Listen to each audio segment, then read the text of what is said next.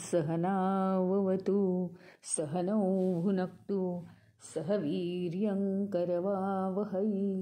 तेजस्विनावधीतमस्तु मा विद्विषावहै।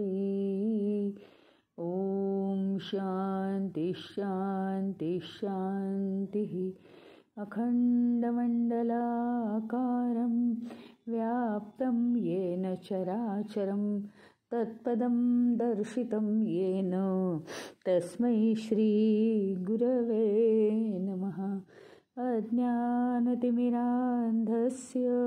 ज्ञानाञ्जनशलाकया चक्षुरुन्मीलितं येन तस्मै श्री गुरवे नमः। गुरुर्ब्रह्मा गुरुर्विष्णु गुरुर्देवो महेश्वरः गुरुरेव परं ब्रह्म तस्मै श्री गुरवे नमः।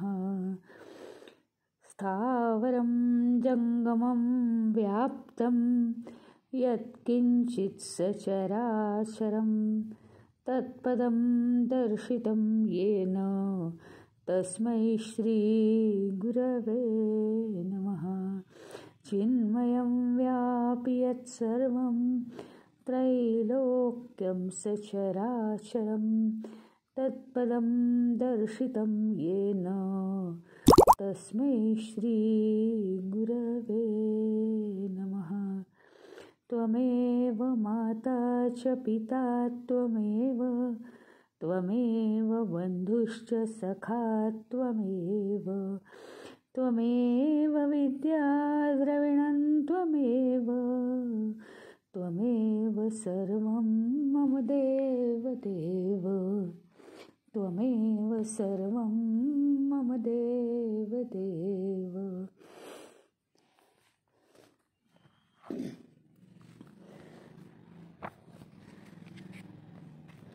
आज आपण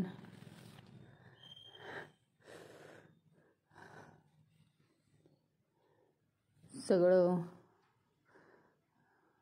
कोणते मार्ग आपल्याला अवेलेबल आहेत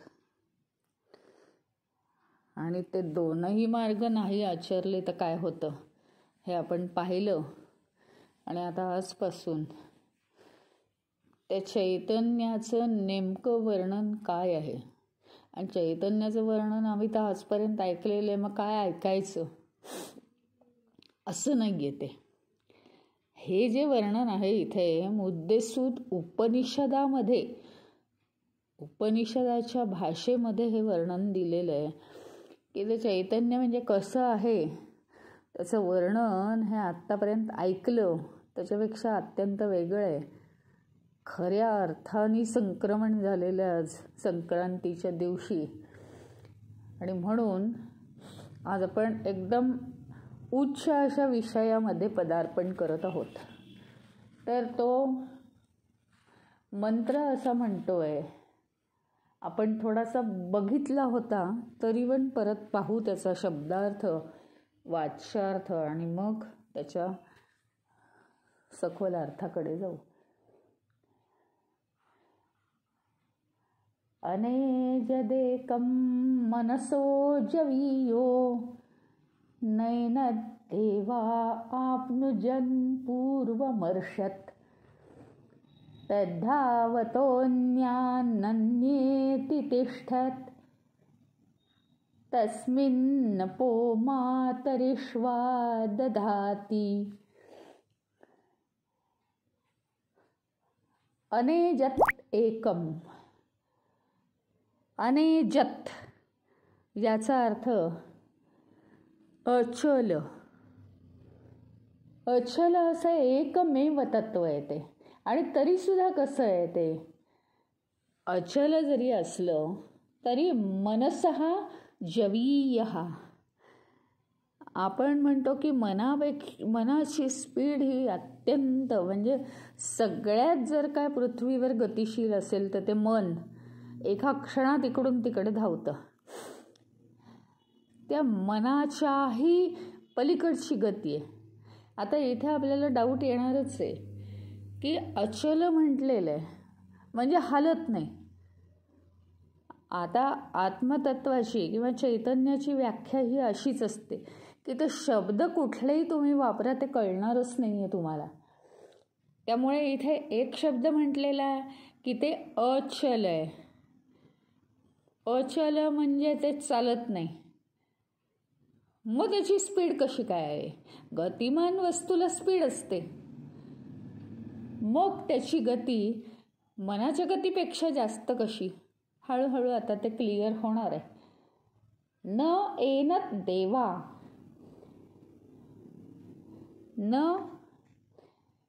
आता एनत देवा, एनत म्हणजे यांना, एनत म्हणजे यांना, देव न आपनुवन, एनत देवा न आपनुवन,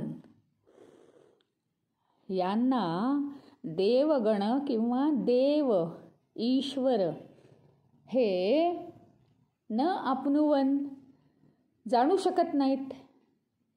कारण काय माहिती का? पूर्वम अर्षत, कारण ते त्यांच्या आधीच पुढे जाऊन बसलेलं आहे आत्मतत्व. ते खूप पुढे निघून गेलंय. मग आता हे त्याला कसं काय जाणणार? त्याला पाहिलं पण नाही यांनी. खूप असं कोडच आहे बरं का. तुम्हाला वाटेल की काय आहे हे, कोड्यात बोलल्यासारखं आहे. उपनिषदाची भाषा आहे ती. तत् धावतो अन्यान, तत् म्हणजे ते, धावतो अन्यान, इतर जे धावणाऱ्या वस्तू आहेत या जगामध्ये, जेवढ्या जेवढ्या जे काही धावणारं आहे अत्येती, त्याचं तो अतिक्रमण करतो आणि त्यांच्याही पुढे जाऊन बसतो. तिष्ठत, जरी तो स्थिर असला तरी. बघा परत विरोधाभास आहे. स्थिर आहे पण तो सगळ्यांच्या पुढे अतिक्रमण करतो आणि त्यांच्या पुढे जाऊन बसतो. तस्मिन अपो मातरिश्वा दधाती, तस्मिन आणि त्याच्यामध्येच म्हणजे त्या चैतन्यामध्येच हा वायू जो आहे, मातरिश्वा, हा वायू, मातरिश्वा हे वायूला म्हणतात. हा जल सामावून घेतो, कारण वायूपासूनच जल निर्माण होतं. वायू हे सूक्ष्म रूप आहे जल निर्माण करण्याचं. तर पुढे पुढे आपल्याला त्याचे आता एकूण एक अर्थ कळत जातील. काय काय ज्याचा अर्थ आहे तो शब्दशः अर्थ आपण बघितला. एक पहिलं काय सांगितलंय? पहिली एक गोष्ट आहे की हा काय आहे, अचल आहे, पण अति वेगवान अशा मनाच्या पुढेही तो जातो, इतकी त्याची गती आहे. याला देवगण सुद्धा प्राप्त करू शकत नाही, कारण तो त्यांच्या पलीकडे आधीच पोहोचलेला आहे पुढे जाऊन. आणि तो काय करतो? इतर धावणाऱ्या वस्तूंना अतिक्रमण करून पुढे जातो. हां, जरी तो स्थिर असला तरी सुद्धा. तिसरी गोष्ट आहे. आणि चौथी गोष्ट अशी आहे, तो वायू जल निर्माण करण्यासाठी सूक्ष्म रूपात वायू म्हणून तो प्रविष्ट होतो.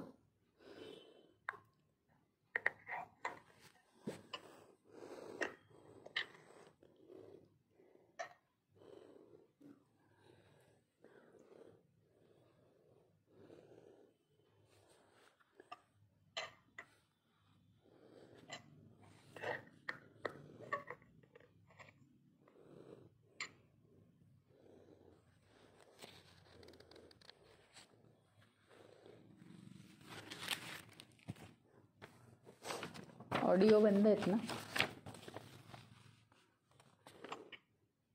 आवाजच नाही येते.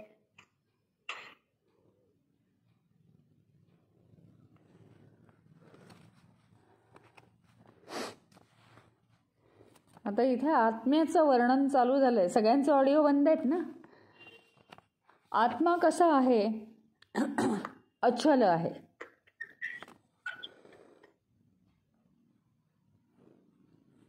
अचल आहे हे पहिलं सांगितलेलं आहे.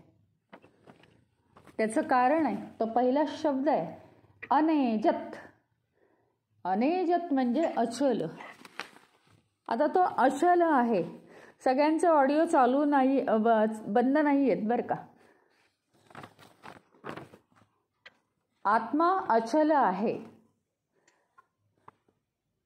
तो कुठेही जात नाही, कुठेही येत नाही. याचा अर्थ असा होऊ शकत नाही की तो चालायला असमर्थ आहे, अशक्त आहे, क्रियाहीन आहे, असं त्याचा अर्थ होऊ शकत नाही. आत्मा अचल आहे. आता ते कसं ते समजावून घ्यायचंय. चल पहिल्यांदा कशाला म्हणतात हे आपल्याला माहिती करून घ्यायला पाहिजे. चल कशाला म्हणतात तर ज्याच्यामध्ये बदल होतो, परिवर्तन होतात, त्याला चल म्हणायचं. म्हणजे काय? दिवस हा कसा आहे? चल आहे. दिवसाची सकाळची दुपार, दुपारची संध्याकाळ, संध्याकाळची रात्र, असं होत आहे. तो चल आहे. ऋतू चल आहेत. सगळं चल आहे इथे. फक्त अचल काय आहे? कधी जातो, कधी येतो का आत्मा? तसं झालं तर काय होईल?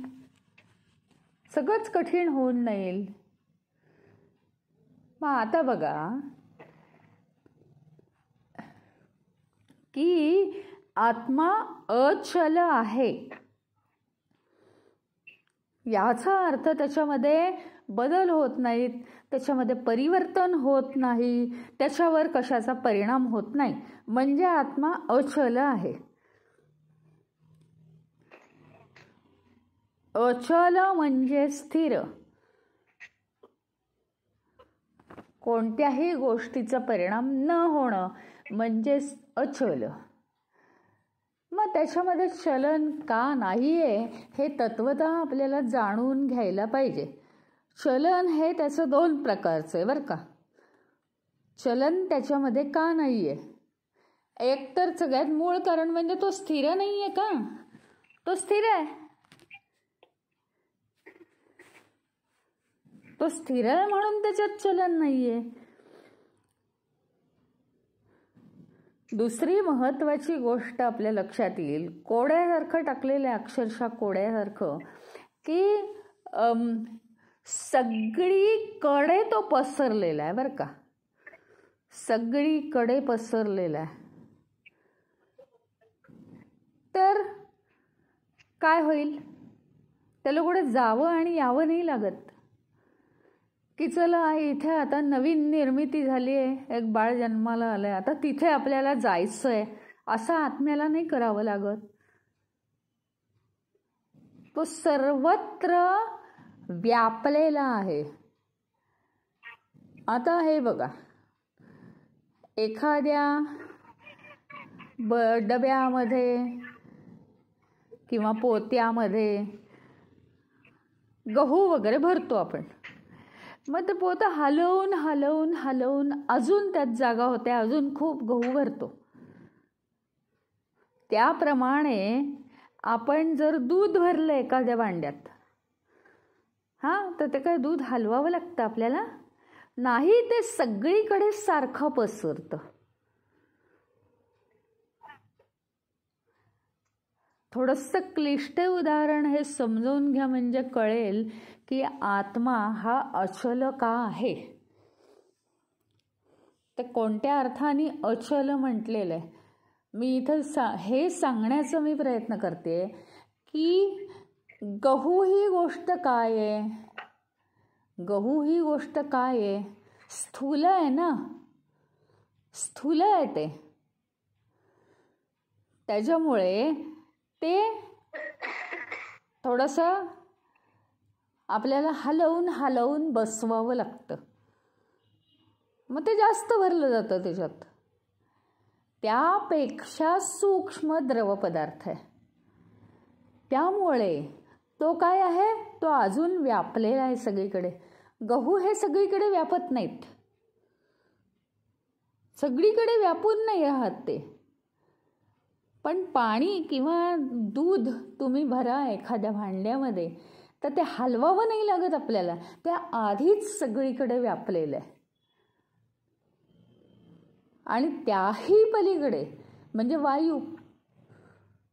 वायू हे तर उत्तमच उदाहरण आहे, तो आधीच सगळीकडे व्यापलेला आहे. तरी सुद्धा वायू एकीकडून दुसरीकडे वाहतो. तुम्हाला माहिती आहे, भूगोल पाठ केला असेल तर उन्हाळ्यात जमीन तापते, जमिनीवरचे समुद्रातल्या उष्ण पाण्याचे वारे जमिनीवर येतात आणि तिथे उष्णता निर्माण होते. संध्याकाळी गार झालं की थंड गार पाण्याचे वारे जमिनीकडे वाहतात, तिथे थंड थंड निर्माण होते. म्हणजे वायूसुद्धा हलतो एकीकडून दुसरीकडे, तो सुद्धा कमी आहे चैतन्याला. आता वायूपेक्षा आकाश सूक्ष्म आहे, ते सगळीकडे व्यापलेलं आहे आपल्या डोक्यावरती, कुठेही जा दुनियेत. आणि त्याहीपेक्षा आकाश हे नुसतं आपल्याला वर दिसतं, कारण अंतरिक्ष म्हणजे मोकळी जागा ही वर आहे. बाकी सगळं खालचं पृथ्वी तलावरचं सगळं आपल्या सजीव निर्जीवांनी व्यापून गेलेलं आहे. आता आकाशापेक्षाही सूक्ष्म हे चैतन्य आहे. ते अगदी म्हणजे वर आकाशापासून खाली पृथ्वीपर्यंत संपूर्णपणे ते व्यापलेलं आहे, संपूर्णपणे. अशा अर्थाने त्याला आता कुठेही जावं लागत नाही आणि कुठेही यावं लागत नाही, म्हणून ते अचल आहे. हा एक अर्थ. कुठेही त्याला जावं लागत नाही, कुठेही यावं लागत नाही, सगळीकडे ते खचाखच भरूनच ऑलरेडी सर्वत्र व्यापलेलं आहे. आत बाहेर सगळीकडे ते व्यापलेलं आहे. म्हटल्याप्रमाणे इथे एक नवीन दुनिया तयार झाली. आपण म्हणतो ना, प्राधिकरण नवीन वसाहत आहे असं आपण म्हणतो. काहीतरी कुठेतरी एक नवीन वसाहत झाली, आता तिथे वीज पाण्याची व्यवस्था व्हायला हवी. तसं काही आत्मतत्वाचं आहे का? नवीन वसाहत झाली, आता तिथे व्यापून राहायचं आहे आपल्याला, चला चला चला इकडून तिकडे जातं नाही. ऑलरेडी ते व्यापलेलं आहे, ऑलरेडी व्यापलेलं आहे. कुठे जावं लागत नाही, कुठे यावं लागत नाही. या त्याच्या गुणधर्माला अचल असं म्हटलेलं इथे. अचल म्हणजे काय? ताकदहीन, अशक्त, असमर्थ असं नाही आहे, चालू शकत नाही असं नाही आहे. अनेजत म्हणजे अचल आहे ते. आता अचलाचा दुसरा पण अर्थ आहे, म्हणजे ते अत्यंत स्थिर आहे, त्याच्यात कसलेही बदल होत नाहीत आणि कोणत्याही इतर बदलांमुळे म्हणजे संपूर्ण विश्वाचे बदल असताना सुद्धा हा तिथे एक खांबी तंबूसारखा तिष्ठत उभा आहे चैतन्य. काहीही नाही आहे त्याच्यात बदल आणि इतर संपूर्ण विश्वाच्या बदलांचा त्याच्यावर काहीही परिणाम पण होत नाही. याला म्हणायचं अचल. इतका गहन अर्थ आहे या अचल शब्दामध्ये. आणि म्हणून त्याला म्हटलेलं आहे की ते चल नाही आहे, अचल आहे ते. आणि तरीसुद्धा ते जरी अचल असलं तरीसुद्धा ते सगळ्यात गतिशील, गतिवान अशा मनापेक्षाही ते पुढे जातं. त्याचं कारण मन काय करतं? हळूहळू हळूहळू आपण त्या विषयाकडे येतो आहोत. हां,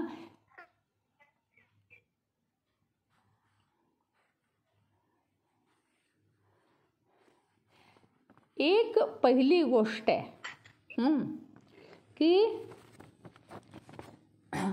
आता त्याच्यामध्ये 4 गुण आहेत बरं का. आत्मतत्वामध्ये मुख्य 4 गुण आहेत. एक म्हणजे भरभरून प्रेम आहे त्याच्यात. आणि आपल्यामध्ये जी प्रेमाची भावना येते ना, ती त्याच्यामुळे, त्यात आपल्यामध्ये त्याचा अंश आहे. म्हणून प्रेम, आनंद, सत्ता आणि शांती. संपूर्ण जगावर त्याची सत्ता आहे, संपूर्ण विश्वावर त्याची सत्ता आहे. आणि शांती, परमशांती तिथेच मिळते आपल्याला.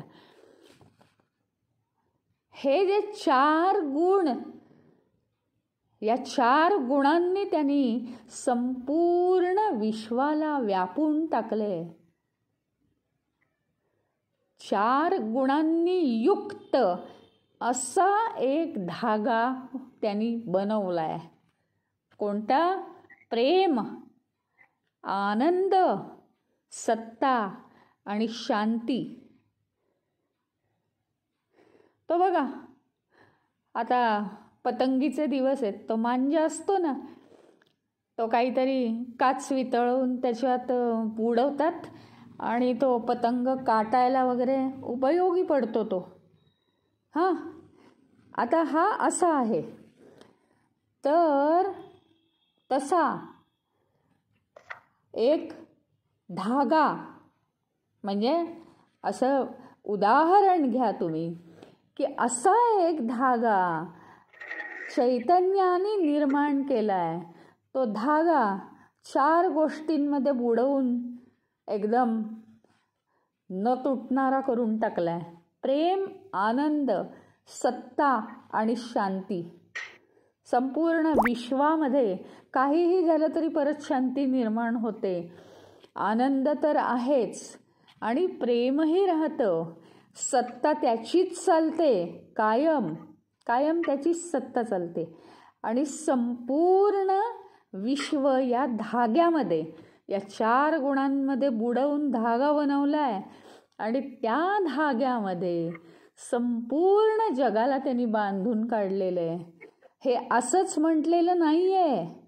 गीते त्याचं हे आलेलं आहे, त्याचा रेफरन्स. सूत्रे मणिगणा इव, एका धाग्यामध्ये जसे सगळे मणी हे बांधलेले असतात, तसं त्यांनी या सगळ्या जीवांना प्रेम, आनंद, सत्ता आणि शांती रूपी या सूत्रामध्ये बांधून ठेवलेलं आहे. आणि आपल्याला काय होतं माहिती का? व्यक्तिगत जीवन जगण्याची धडपड निर्माण होते. त्याच्यामुळे काय होतं, निसर्गाच्या विरुद्ध आपण जगायचा प्रयत्न करतो आणि म्हणून आपल्याला अपयश येतं.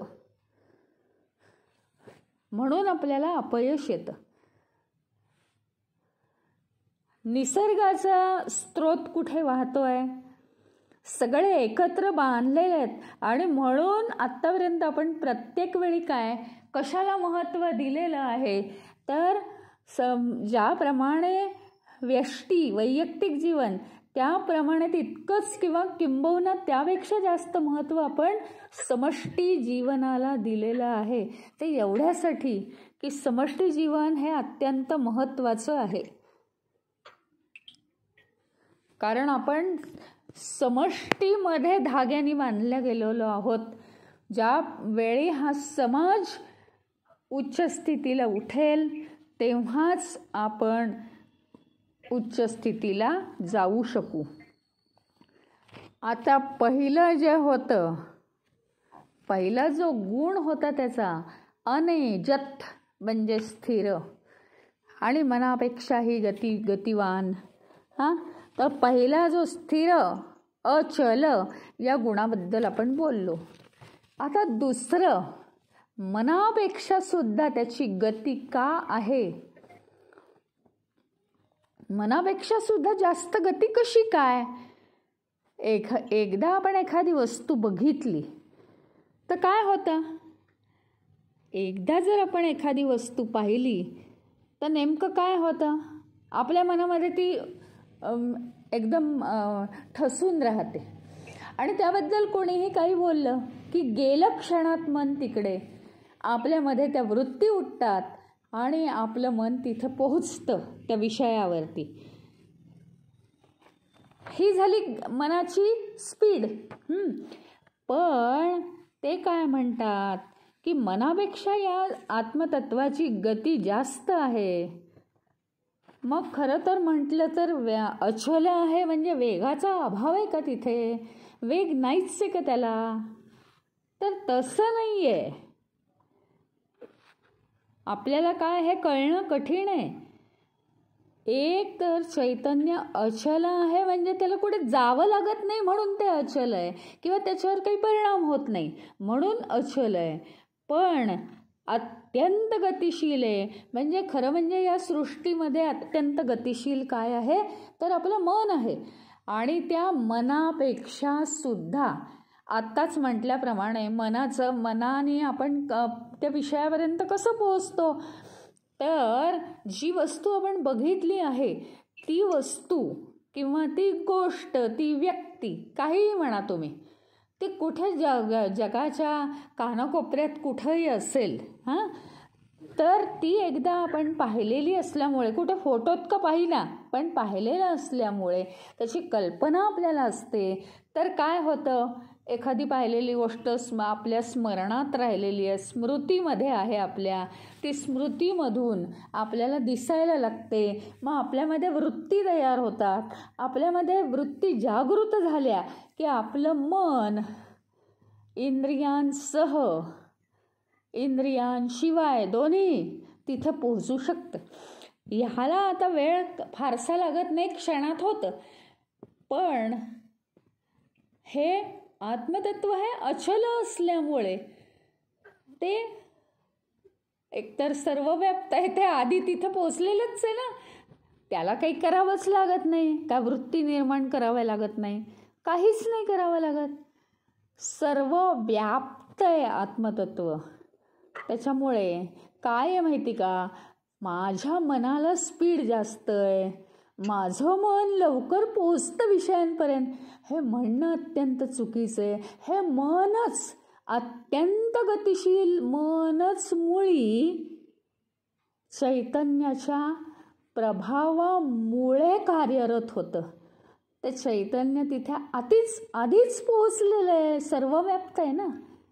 त्या विषयावर चैतन्य पोहोचल्यामुळे ते मनाकडनं वृत्ती निर्माण करून तिथं पोहोचवतंय मनाला. म्हणजे शेवटी सगळी कृपा ही आत्मतत्वाचीच आहे. क्षणापेक्षाही त्याला वेळ लागत नाही. म्हणजे काय, त्याला वेळच लागत नाही, काळच नाही आहे आत्मचैतन्याजवळ. आता तिसरा मुद्दा आहे, पाहून तर तुम्हाला एकदम खूपच आश्चर्य वाटेल. तिसऱ्या मुद्द्यामध्ये काय म्हटलेलं आहे की देवसुद्धा ज्याला प्राप्त करू शकले नाहीत असं ते आत्मतत्व आहे. मग तुम्ही म्हणाल देवसुद्धा नाही प्राप्त करू शकले, इतकी ईश्वरी शक्ती. आम्हाला जर काय हवं असलं तर आम्ही ईश्वराला मागतो, म्हणजे आमच्यापेक्षा जास्त शक्ती ईश्वरामध्ये आहे. मग ईश्वर म्हणजे देवसुद्धा प्राप्त त्याला करू शकत नाही, मग आम्ही काय करणार, आम्हाला नाही जमणार प्राप्त करायला. तसा अर्थ नाही. मी म्हटलं ना, इथं तुम्हाला धक्का बसेल ऐकलं तर. आता देवसुद्धा त्याला प्राप्त करू शकले नाहीत तर पुढे काय म्हणतात माहिती का, आणि हे संस्कृत भाषेचं वैशिष्ट्य आहे, विनोद असतात या भाषेत. देवही त्याला प्राप्त करू शकले नाहीत कारण म्हणतात काय की तो आधीच पुढे गेलाय त्यांच्या. म्हणजे ते निघाले देव, त्यांच्या हा कितीतरी पुढे जाऊन बसलाय चैतन्य, त्याला पाहिलंच नाही म्हणे देवांनी, म्हणून ते त्याला प्राप्त करू शकले नाहीत. आता ही झाली सांकेतिक भाषा. देव कुणाला म्हटलंय हे खूप महत्त्वाचं आहे. उपनिषदाची भाषा ही अशी सांकेतिक असते. मग तुम्ही म्हणाल असे जर रोज वेगवेगळे अर्थ काढले तर नाही, अत्यंत कारणासहित देव या शब्दाची परिभाषा केलेली आहे. देव हे कोणाला म्हटलंय माहिती आहे, इंद्रियांना, आपल्यातल्या इंद्रियांना. त्याची दोन कारण आहेत. देव, दीप्तिमान हा शब्द ऐकलाय तुम्ही, दीप्ती, दीप्तिमान, दिव्य. तसा देव, दिव्य या शब्दापासून देव दिव्य म्हणजे काय? प्रकाशमान. आता इतरांना प्रकाशित करणारी किंवा गोष्टी प्रकाशात आणणारी कोण आहेत? आपली इंद्रिय आहेत. का माहिती का? ती इंद्रिय बाह्य जगातल्या सगळ्या गोष्टी आपल्या आतमध्ये आणतात.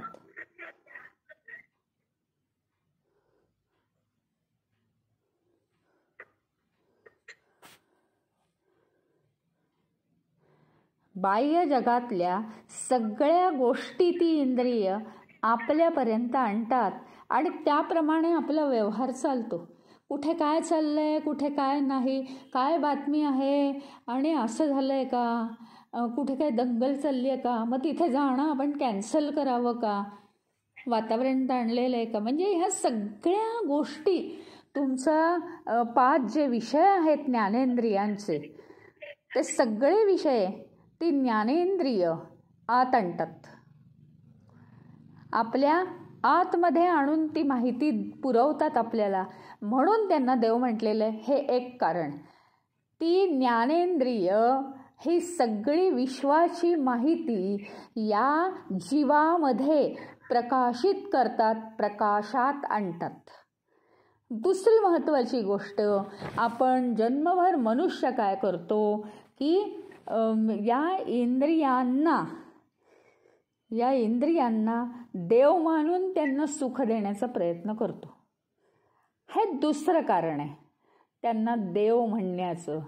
देव या शब्दाचा अर्थ दिव्यत्व. तर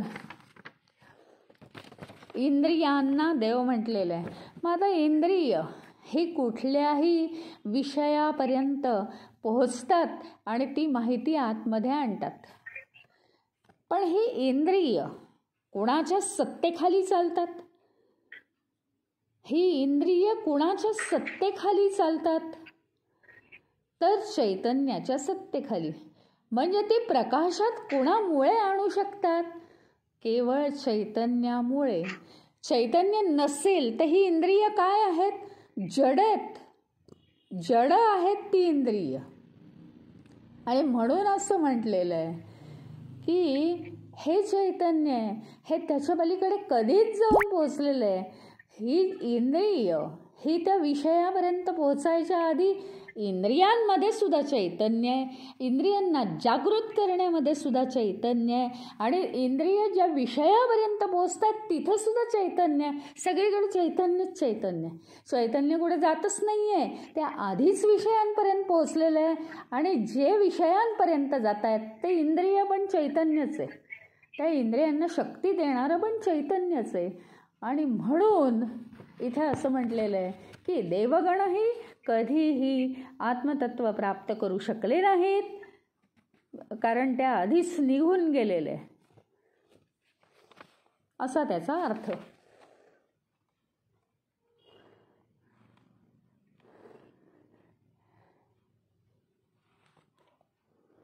आणि आणखीन एक दुसरी गोष्ट म्हणजे इंद्रिय ही का बरं कमी आहेत? इंद्रिय ही चैतन्यापेक्षा यासाठी कमी आहेत कारण प्रत्येक इंद्रियाला एकच शक्ती आहे आपली. डोळ्यांना केवळ बघण्याची शक्ती आहे. कान बंद करून बसलात, डोळे आहेत ना चालू म्हणजे, ते बघतील पण आणि ऐकतील पण का? नाही. फक्त बघण्याची शक्ती आहे. कानांना फक्त ऐकण्याची शक्ती आहे आणि जिभेला फक्त चव घेण्याची शक्ती आहे. नाकाला फक्त वास घेण्याची शक्ती आहे. एकच शक्ती आहे. त्या उलट आत्मतत्वामध्ये सगळ्या शक्ती प्रकाशितच करण्याची शक्ती आहे, तर बाकीच्या शक्ती असण्याची गरजच नाही.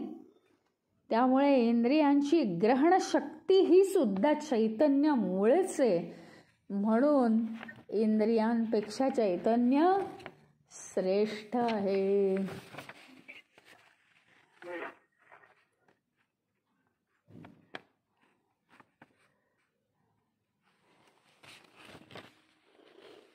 आता काय पुढचा मुद्दा आहे तो, इथे आता पुढचा मुद्दा आहे. काय सांगतात, ते स्वतः स्थिर आहे तरी ते सर्वांच्या पुढे.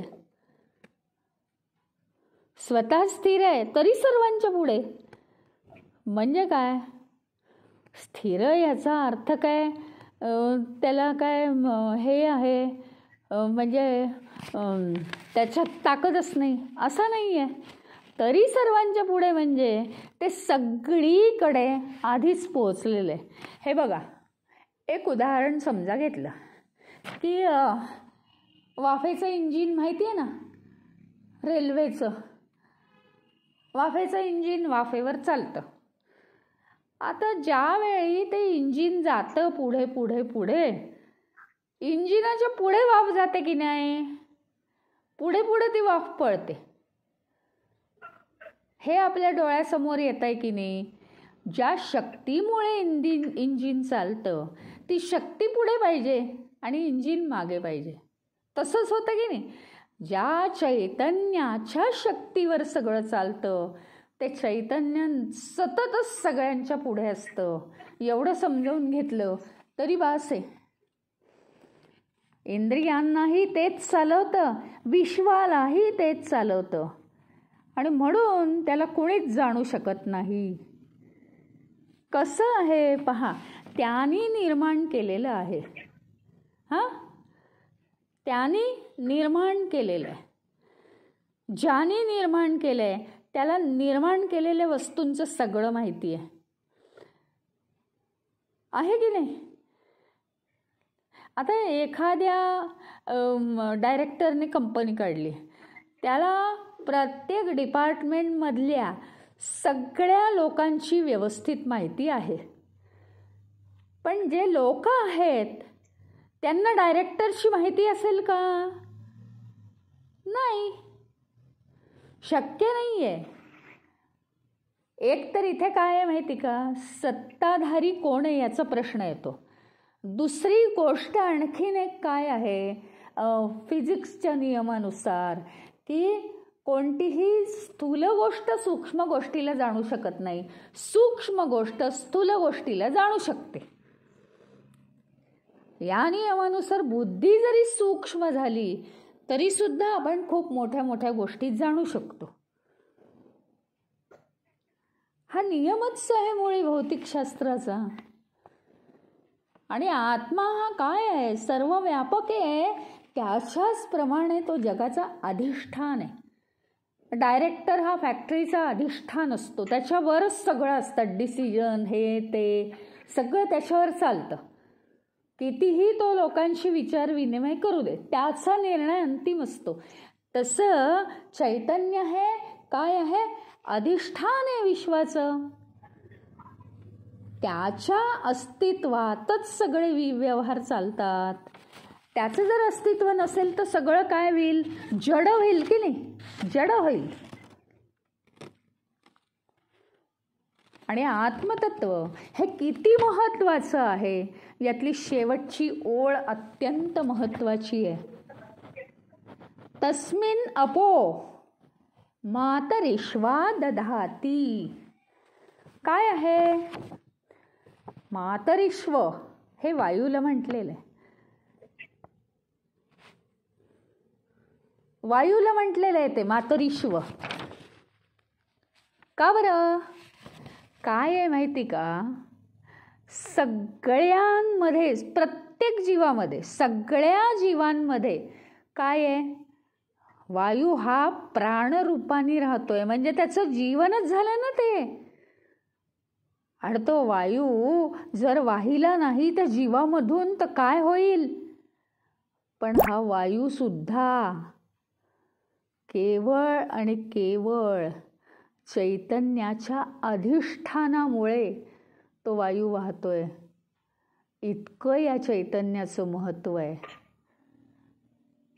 तुम्हाला वाटतं की वायूमुळे सगळं होतंय, पण या ठिकाणी वायू ही गोष्ट तशी सूक्ष्म आहे, तरी सुद्धा वायू सुद्धा चैतन्याशिवाय जड होऊन जाईल. माहिती आहे, तो वाहू शकत नाही. ही जी वायूची वहन शक्ती आहे, त्या वहन शक्तीमुळे जीव जगतो. आणि ही वायूची वहन शक्ती ही चैतन्याच्या अधिष्ठानाखाली आहे, चैतन्याच्या अस्तित्वामुळे आहे. प्रत्येकाचा श्वास त्याच्यावर चालतो. जीवांना सगळ्या जिवंत ठेवतं, ते वाहण्याचं काम करतं. आणि म्हणून अत्यंत महत्त्वाचं आहे चैतन्य. काय आहे? वायूपेक्षा सूक्ष्म आकाश आहे. आकाशामुळे वायू, वायूमध्ये आकाशाचे गुण आहेत आणि वायूचा गुण आहे. म्हणजे अंतरिक्ष, स्पेस आणि वाहणं, जीवन मोकळं करणं, हे 2 गुण वायूमध्ये आहेत. आणि वायू हा सूक्ष्म आहे जलापेक्षा, म्हणून वायूमुळे जल निर्माण होतं. त्या वायूनेच जल धारण केलेलं असतं. त्यामुळे जीवांना अत्यंत महत्त्वाचं असं वायू आणि जल या दोन्ही गोष्टी जरी वायूमुळे निर्माण होतात असं जरी आपल्याला वाटत असलं, तरी पंचमहाभूतांना, अगदी आकाशाला सुद्धा गतिशील ठेवण्याचं काम चैतन्य करतं. असं चैतन्याचं स्वरूप आहे. आणि म्हणून चैतन्य हे अचल असलं तरी तेच सगळ्या विश्वाला चालवतं.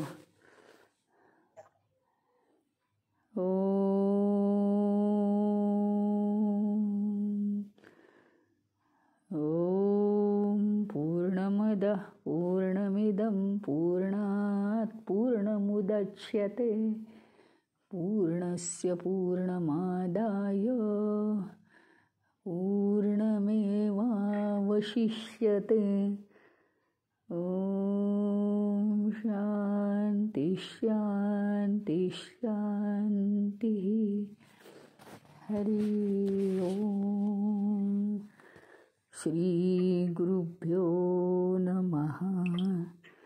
हरि